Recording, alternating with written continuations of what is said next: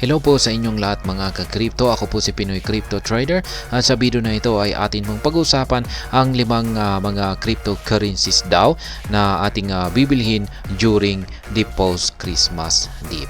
At ayan, bago po tayo magpatuloy ay nais ko lamang po munang bigyang linaw ang aking disclaimer kung saan ang nilalaman po ng video na ito ay hindi po ito isang financial advice. For education and information purposes lamang po ang layunin nito.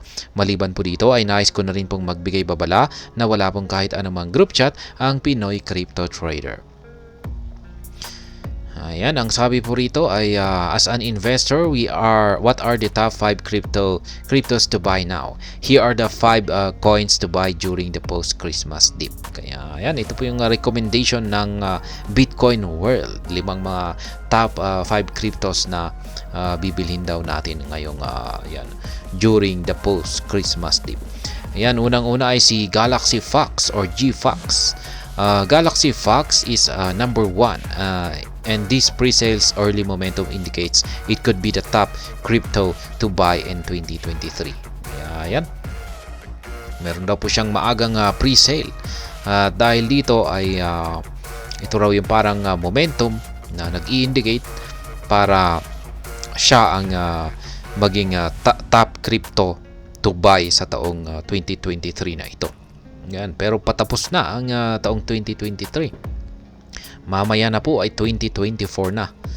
Ayan, this project delivers an addictive runner game that allows players to compete globally, and the top 20% earn rewards at the end of each season. Ayan, isa po itong laro, isa po itong project na addictive na running game kung saan ang mga players ay makikipag-compete yan globally.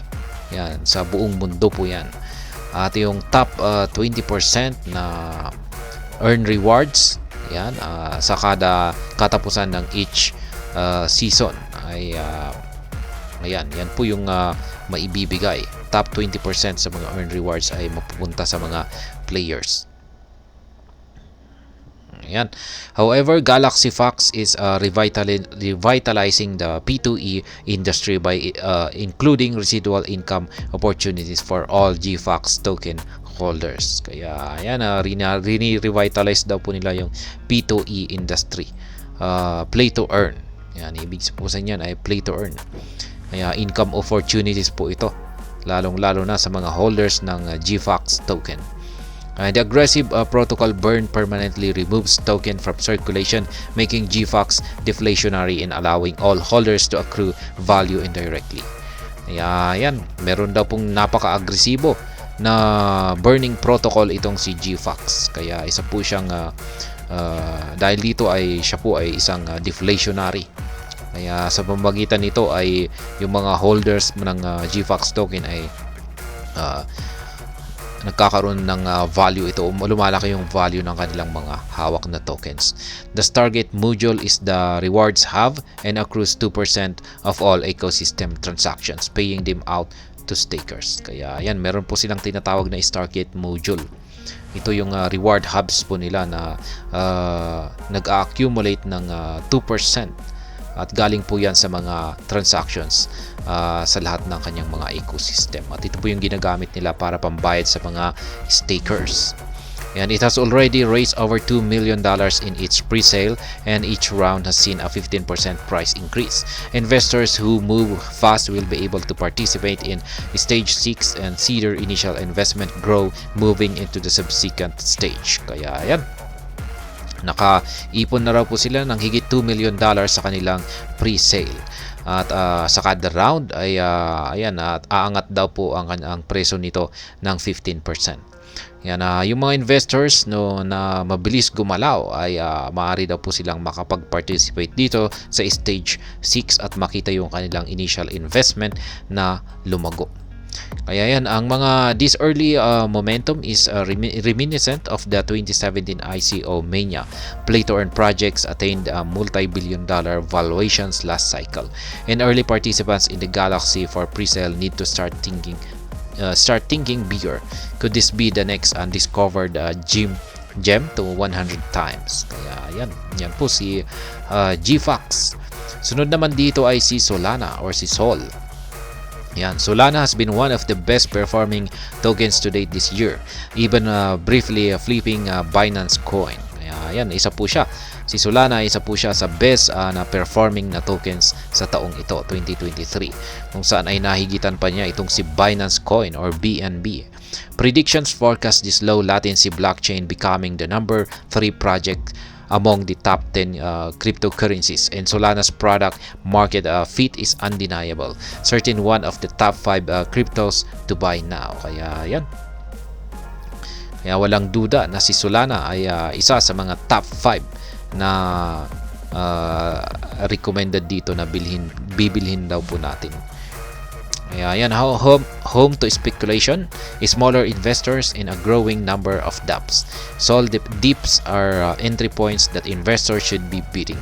Grassroots support will see Solana perform excellently in the 2024 bull market. Kaya yan, ito raw ang tahanan ng mga speculation, yan.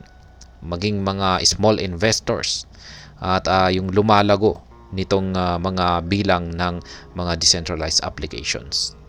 Ayan, yung pagbagsak po ni Solana ay mga entry points po ito para sa mga investors. Ayan. At yung grassroots support nito ay ito ang siyang magpapakita ng magandang performance kay Solana dito sa paparating na taong 2024 na bull market. At yan, ang sunod naman ay si Avalanche or si Avax. Avalanche is another layer 1 that has performed excellently this year and positioned itself as a front runner heading into 2024. Yan, isa na rin po si Avalanche or si Avax na isa po siyang layer 1. Yan, layer 1 na blockchain or network na nagpakita po ng magandang performance sa taong ito.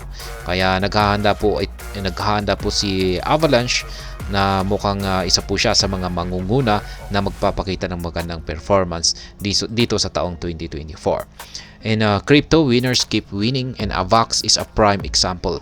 Much of its success has come from the adoption of its subnet programs. Kaya yan, yung mga winners daw ay patuloy pa rin nananalo.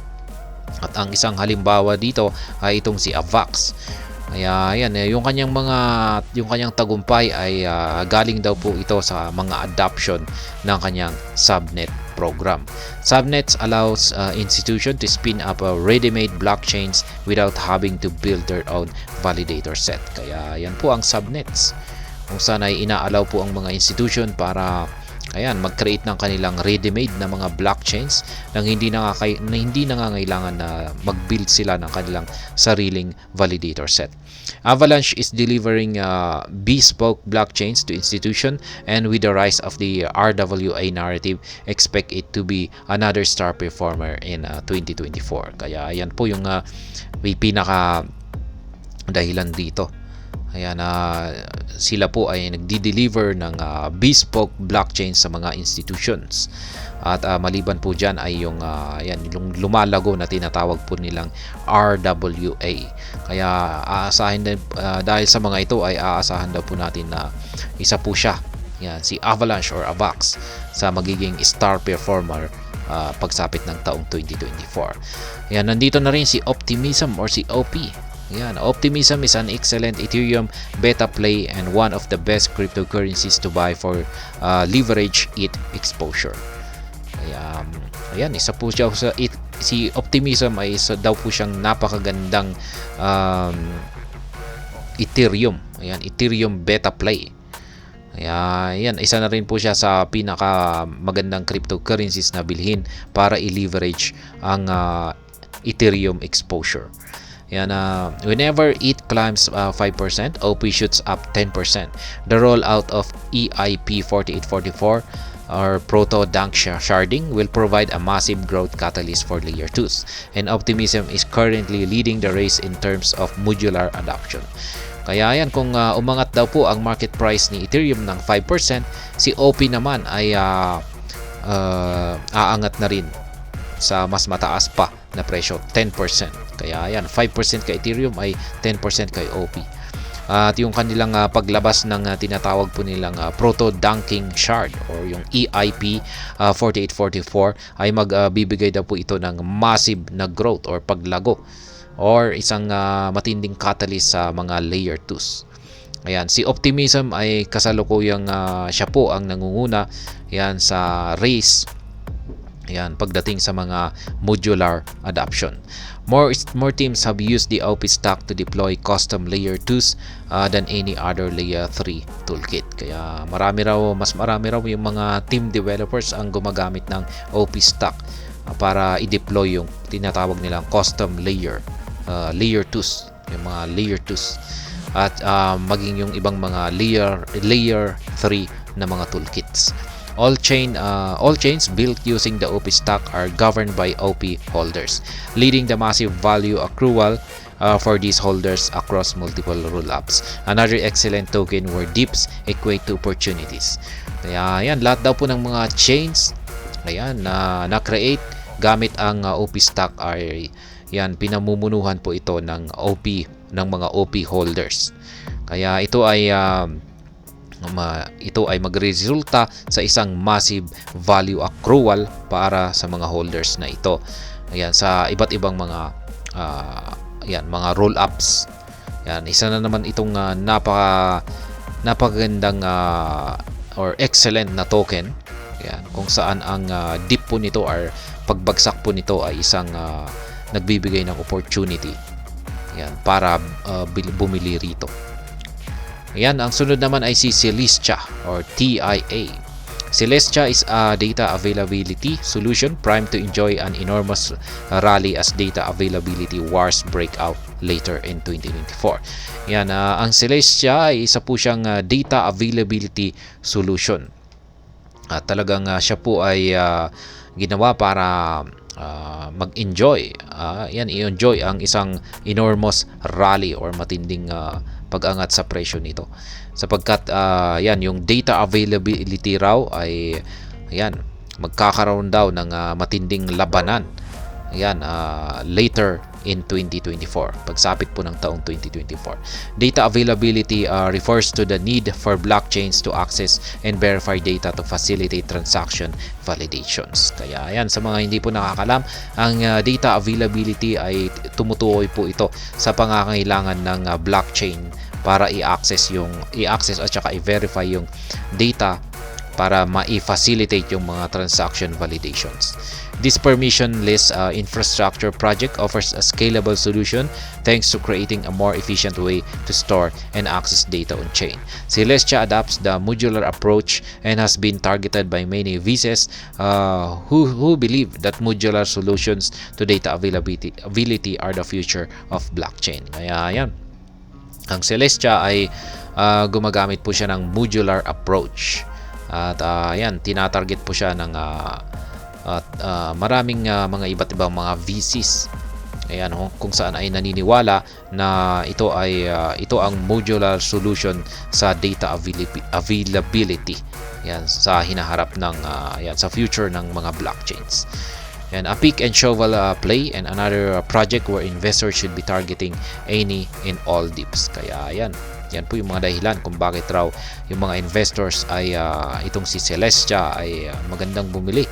Yan, magandang bumili nito sa kapag ito ay bumabagsak. Yan. Kaya yan po ulit yung mga 5 mga cryptos to buy during the post-Christmas dip. Ayan, si Celestia or TIA. At ayan naman po si Optimism or OP, Avalanche or Avax, Solana or Sol. At yan ang bagong-bago dito na si Galaxy Fox or GFox. At ayun, hanggang dito na lamang po tayo sa video na ito. Sana po ay inyong nagustuhan ang aking paliwanag dito. Kung inyo po itong nagustuhan ay pakiclick lamang po ang like button nito. Para naman po sa mga bago lamang dito, kayo po ay aking inaanyayahan para mag-subscribe. Pakiclick na rin po ang bell icon nito dahil ito po ang siyang magsisilbing notification nito sa mga bago kong videos na akin pong ina-upload sa aking YouTube channel na ito. Marami pong salamat sa panonood, ingat po tayo lagi at God bless po sa ating lahat.